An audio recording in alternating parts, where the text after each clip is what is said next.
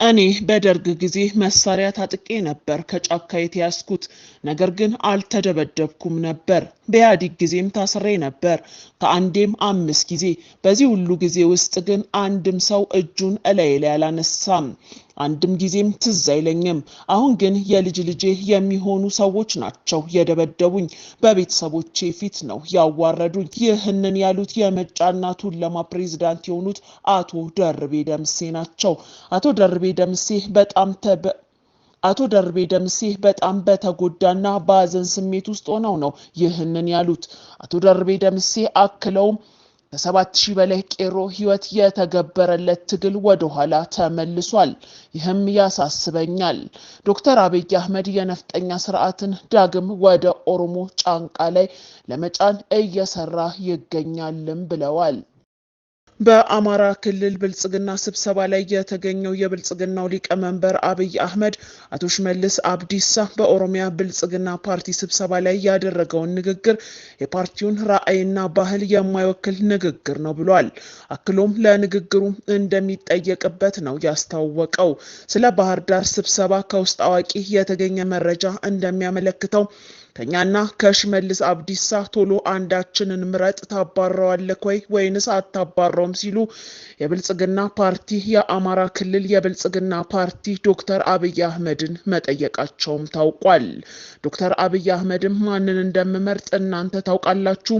ሁሉንም ነገር እያያችሁት ነው የዛሬ 2 ዓመት ለማና ጀዋር እንዴት ይታዩ እንደነበረ ታውቃላችሁ አይደል ዛሬ ሁለቱንም ያደረኳቸውን አይታችሁ የለ ሽመልስ ታዲያ ምን አላት ከፈለጋችሁ ማባረር ይቅርና ማሰርም እችላለሁ የአንድ ደቂቃ ስራ ነው ነገር ግን አሁን በችኮላ ተነስቼ ብመታው አንድ ነገር ይበላሽብኛል ከባህር ዳር የተቀበለውን ትዕዛዝ ፈጸመ እባላለሁ ስለዚህ ትንሽ ልትጠብቁኝ ይገባል ሲል ለአማራ ክልል ባለስልጣኖች ቃል እንደገባላቸው እየተነገረ ነው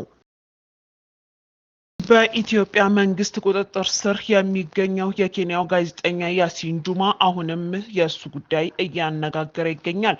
ጋዜጠኛ ያሲን ጁማ ከጀዋር ጋር በመገኘቱ ብቻ ለእስር ተዳርጓል ይሁንና የኬንያ መንግስት ሳይውል ሳያድር ጋዜጠኛውን ያሲን ጁማን ይፍታህ የሚል ግልጽ ደብዳቤ ለኢትዮጵያ መንግስት ልኳል ጋዜጠኛ ያሲን ጁማ በግፍ ከታሰረ ከ1 ወር በላይ ሆኖታል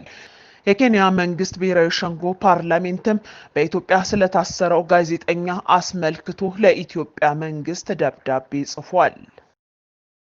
የወላይታ ሶዶ ዶክተሮችና ነርሶች የአብይ አህመድ መንግስት በወላይታ ህዝብ ላይ እያደረሰ ያለውን ዘግናኝ ጭፍጨፋ በመቃወም ላይ ይገኛሉ አትግደሉን ፍትህ ለወላይታ ህዝብ በሚል የነፍጠኛ ስርዓት አቀንቃኝ የሆነውን የዶክተር አብይ አህመድ ስርዓትን ለመቃወም ሁሉም አደባባይ ወጥተዋል እስከዛሬ በወላይታ በተለያዩ ወረዳዎችና ከተማ አስተዳደሮች የተገደሉ 34 ንጹሃን ዜጎች ስም ዝርዝር ደርሶናል እንደሚከተለው እናቀርበዋለን አንደኛ በላይ በዛ እድሜ 22 ጾታ ወንድ ሁለተኛ መስፍን አይቻ ሶስተኛ ጴጥሮስ አበባየው አራተኛ ተገኝ አምስተኛ ደሳለኝ ካሳ ስድስተኛ ምናሴ መምህሩ ሰባተኛ ተመስገን ጋንታ ስምንተኛ ጌታውን በድሉ ዘጠነኛ ተስፋዬ ካሳ 10ኛ ዳግም ታፈሰ 11ኛ አክሊሉ ዋና 12ኛ አብዱላዚዝ አህመድ 13ኛ በለጠ በላቸው 14ኛ ብርቅነሽ ባሳ ጾታ ሴት እድሜ 39 ነፍሰ ጡር 15ኛ ታጋይ ታዬ 16ኛ ተመስገን ጋንታ 17ኛ በላይ ባሳ 18ኛ ዮናስ እስቄል 19ኛ ምናሴ ታምሩ 20 ኢዮብ ባልቻ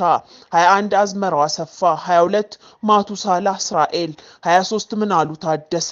24 ሀብታሙ ባልጣ 25 በረከት ማሞ 26 አባይነ ሴባ 27 እስራኤል ቦቶ 28 ተመስገን እስጢፋኖስ 29 ተስፋዬ ተፈሪ 30 ተስፋዬ ታምራት 31 ጌታውን አዲሱ 32 ነብዩ ተስፋዬ 33 ቢኒያም መርድ 34 ማቱሳላ እስሩ ለተቃውሞ ባዶ እጅ በወጡ ንጹሃን ዜጎች ላይ በጸጥታ ኃይል የተገደሉ ሲሆኑ በቁጥር 170 በላይ ዜጎች ከባድና ቀላል የአካል ጉዳት እንደደረሰባቸውም ተገልጿል። በተጨማሪ በወላይታ በሁሉም አካባቢ መንግስት ህገ መንግስታዊ መብት ጥያቄን በሰላማዊና በህጋዊ መንገድ በሚጠይቁ ዜጎች ላይ እየወሰደ ያለው ኢሰብአዊ እርምጃ በአስቸኳይ እንዲቆምና ንጹሃን እንዲገደሉ የውሸት መረጃ የሰጡ ባለስልጣናት ለህግ እንዲቀርቡ የሚጠይቁ ተቋማት ተጠናክረው እንደቀጠሉም ይገኛሉ።